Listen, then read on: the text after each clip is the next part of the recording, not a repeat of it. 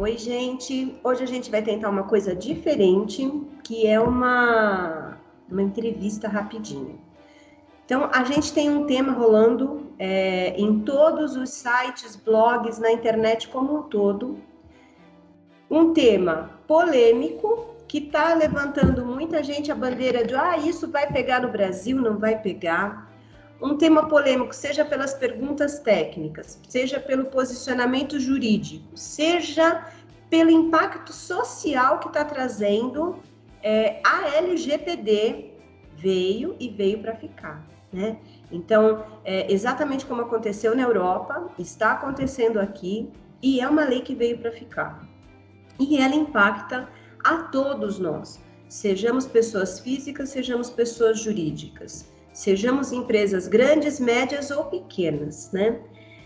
Ela traz um monte de novidades para a gente. E aí, uma dessas novidades, que tá todo mundo querendo saber que bicho é esse, é o chamado DPO.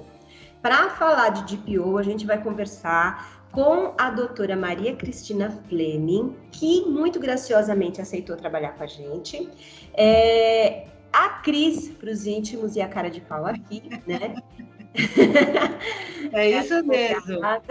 Ela é DPO, ela é administradora de empresas e ela é consultora de LGPD. E nossa super parceira em todos os nossos projetos de adequação LGPD. Cris, obrigada, seja bem-vinda e desculpa a fria que eu te coloquei. Imagina, Cláudia, eu que agradeço. É um assunto muito importante, está em voga no momento e a gente precisa criar a cultura, né, de privacidade e proteção de dados. Então, é muito importante esse bate-papo. Quanto mais falarmos do assunto, melhor será para todos, como cidadão e como empresários. Concordo com você. Agora, desse assunto, conta para mim, Cris, o que é o famoso DPO? Então, o DPO, né, que ele veio importado lá da Europa, né, o Data Protection Officer, que aqui no Brasil ele foi designado como encarregado de proteção de dados, né? O que ele é? Ele tem uma figura bem diferente do DPO da Europa, que ele tem mais responsabilidades, né? Do que aqui na nossa lei brasileira, né? Pela LGPD, o encarregado ou DPO é o indivíduo responsável por garantir a conformidade de uma organização pública ou privada. Então, ele vai monitorar, ele vai auditar, ele vai acompanhar todo um processo dentro tanto de uma empresa de qualquer tipo, de qualquer tamanho, né? Ele que vai ser essa figura, ele vai ser o interlocutor entre os players do negócio. Entendi. E dentro desse cenário todo, né? Quais devem ser os principais atributos desse profissional de PO? Olha, a gente pode se nortear pela ISO 27701, que fala de privacidade, é uma extensão da ISO 27001, que é de segurança da informação, né? Então, ele pode atuar como um ponto de contato junto à Autoridade Nacional de Proteção de Dados, isso inclusive está previsto na LGPD.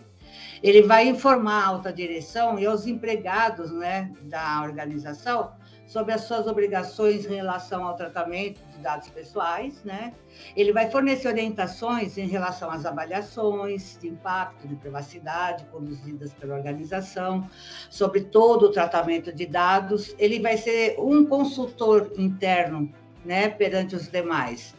Como eu já tinha dito, né, ele vai monitorar, ele vai auditar, ele vai analisar e validar as avaliações e relatórios, né? Ele vai ser realmente sempre um ponto de contato entre a autoridade, entre os titulares de dados e entre os membros das organizações. Ou seja, desafio não vai faltar para ele, né? Muito, porque e ainda mais que não temos a cultura, né? Então, se o cidadão não tem a cultura, isso nós levamos para as empresas também não têm, né? Não é uma lei que veio para você só atender a lei, você está conforme a lei. Ela vai mudar a cultura em todos os sentidos, sabe? Então, é muito desafiador essa posição do encarregado de dados, porque, entre aspas, ele vai ser o quê? Ele vai ser o que está fiscalizando a conformidade de um programa dentro de uma empresa, ao qual ele, às vezes, muitas das vezes, porque pode ser interno, né, o DPO, ele também é empregado, né? E ele não vai ver sobre a visão do negócio, ele vai ter que analisar o tratamento de dados, né, sobre a visão do titular de dados. É uma mudança de cultura muito grande. Você acha que quando a gente fala de algum mercado específico, esse papel do DPO pode ser um pouco diferente? Sei lá, vamos pensar, se a gente for para um mercado de TI, que é o que está sendo supervisado até por conta do grande número de alterações que envolve toda a tecnologia da informação que a LGPD está mexendo, né? Você acha que esse profissional, esse DPO, ele tem um papel diferenciado aí? Veja, olha só, o DPO, na verdade, ele tem que ter um conhecimento não profundo, vamos dizer assim, mas ele tem que ter um conhecimento geral. Ele tem que conhecer a lei, né? Conhecimento jurídico, ele tem que conhecer pelo menos as normas de segurança de TI, ele pode não, e de cibersegurança. Por quê? Por que o TI está muito em voga e ele está muito requisitado? Porque, na verdade, as medidas técnicas, né, de TI, elas precisam ser implementadas, implantadas, e aí é onde ele entra, né, na segurança da informação. E nessa segurança, não existe privacidade sem segurança da informação, né? Então, por isso que a área técnica está muito visada, porque para poder fazer as regulamentações, as medidas necessárias para que não haja, para que minimize, né, um vazamento de dados, incidente, que faça os controles de acesso, tudo que precisa ser programado. Porém, Cláudia, veja só, a lei não é só para os aspectos lógicos, ela também é para o físico. Então, por isso que ela afeta todo tipo de organização, né? A TI, uma empresa de TI, ela pode ser uma soft house, mas ela não ser uma de infraestrutura, ou ela não ser uma de segurança. Então, assim, tem várias especialidades dentro da área tecnológica que precisam se convergir, precisam se conversar, precisam trabalhar junto.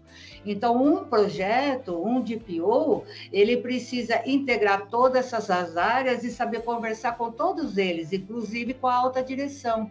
Então, veja que papel importante que é o DPO na organização. Além do que, ele vai ter que fazer o aculturamento nessa empresa, né? Então, ele vai recomendar, ele vai apoiar, ele vai incentivar as empresas, né? E hoje a demanda, eu até imagino assim, que está muito grande em cima do TI por causa dos recursos tecnológicos, né?